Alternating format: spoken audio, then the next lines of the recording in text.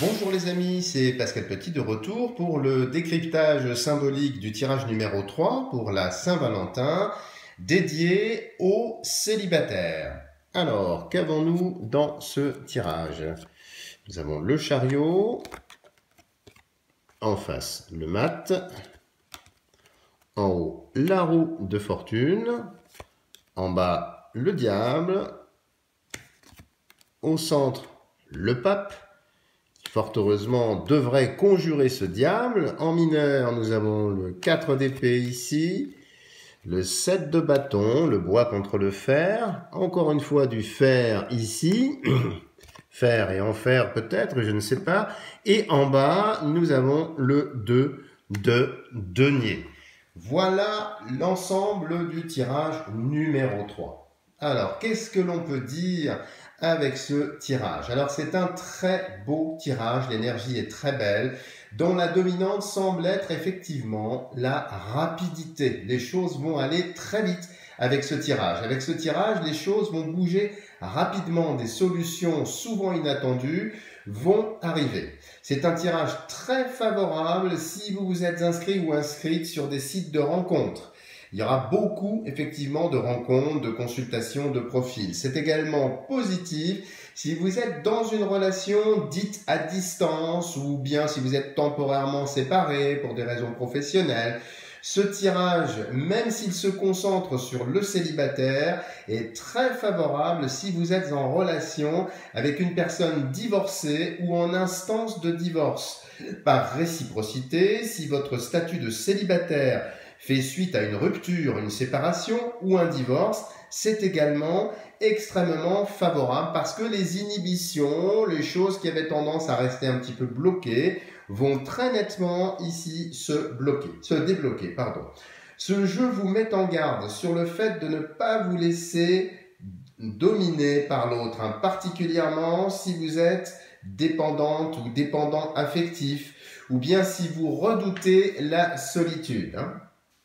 Alors, pour les célibataires qui ont déjà rencontré quelqu'un, c'est un très bon tirage, surtout si la personne rencontrée est un ex ou une ex. Dans ce cas, et même si les choses sont positives, le jeu vous invite à tester la personne qui revient pour être sûr de son inclination à votre égard, mais surtout de son histoire personnelle, car en effet, il est possible que cet ex ait conservé des liens avec une autre personne et que tout ne soit pas encore bien clair, c'est-à-dire qu'il revienne vers vous, mais il a gardé quand même dans la poche un plan B, une autre relation, sans véritablement vous le dire, puisqu'il avance bien sûr masqué.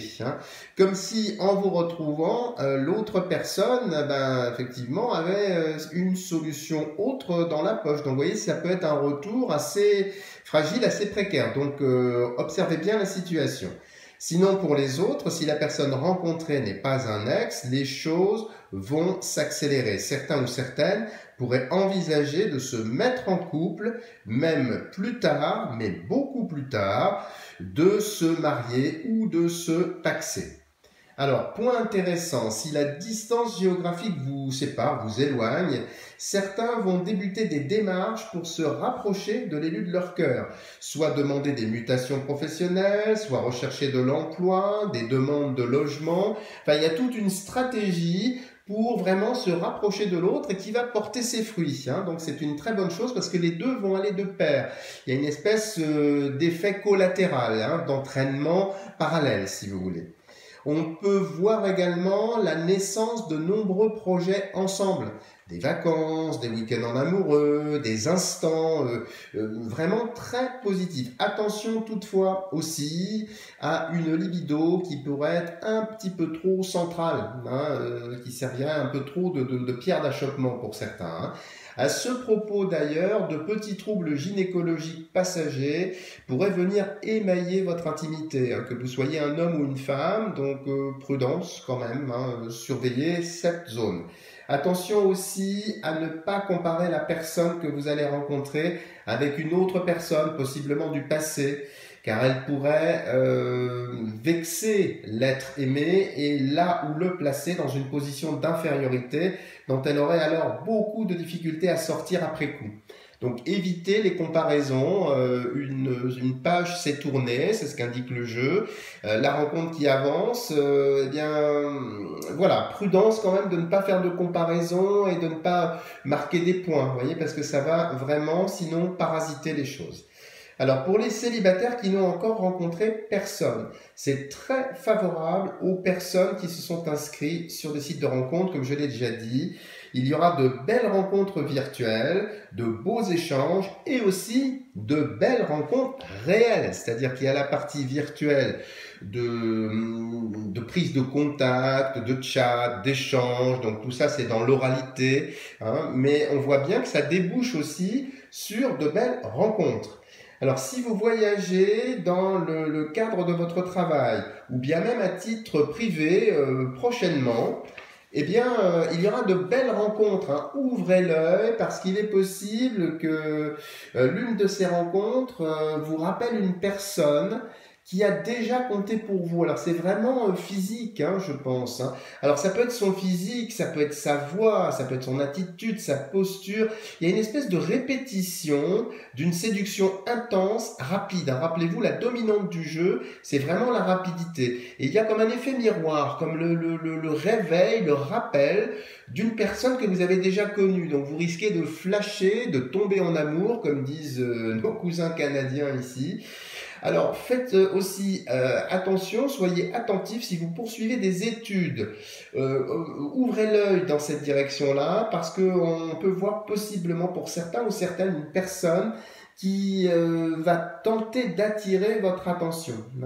De même si vous êtes fonctionnaire ou bien commerçant, ouvrez l'œil car des collègues ou bien des clients, des fournisseurs, enfin tout ce qui gravite autour de votre activité pourraient effectivement vous tourner autour et rapidement déclarer leur flamme, ce qui va être un petit peu inattendu. C'est-à-dire vous le connaissez ou vous la connaissez déjà visuellement, et là, patatras, il y a une espèce d'accélération qui est très favorable. Donc encore une fois, soyez attentifs.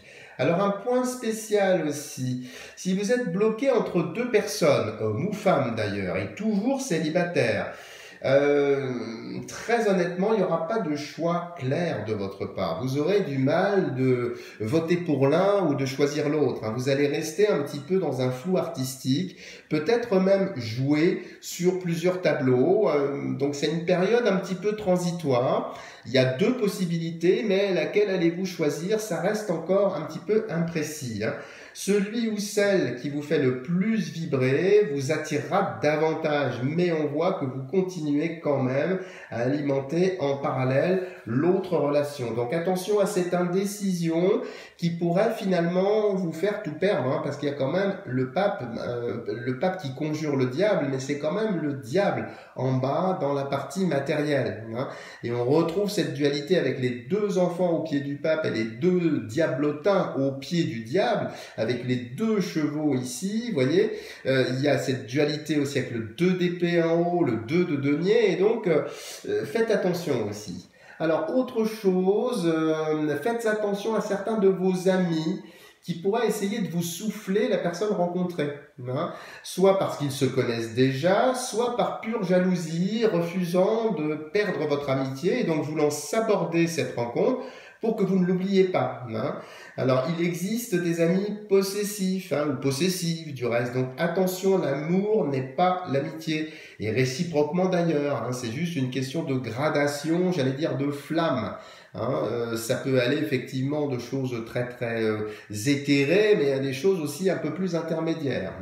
Alors, autre point spécial, si vous êtes célibataire suite à un divorce et que vous avez également des enfants, alors attention que vos enfants ne se mêlent pas de votre vie amoureuse. Ne les laissez pas quand même choisir à votre place ou influencer vos choix. Il est aussi possible que le courant passe mal entre vos enfants et la personne rencontrée. Alors rassurez-vous, si vous êtes dans ce cas-là, c'est passager. Il faut communiquer davantage, laisser des instants de respiration, peut-être communiquer davantage parce que c'est juste passager. Voilà les amis, si vous avez aimé ce décodage, n'hésitez pas à me mettre des tonnes de pouces bleus parce que ça fait vraiment du bien au moral. Je vous dis à bientôt pour de prochaines vidéos.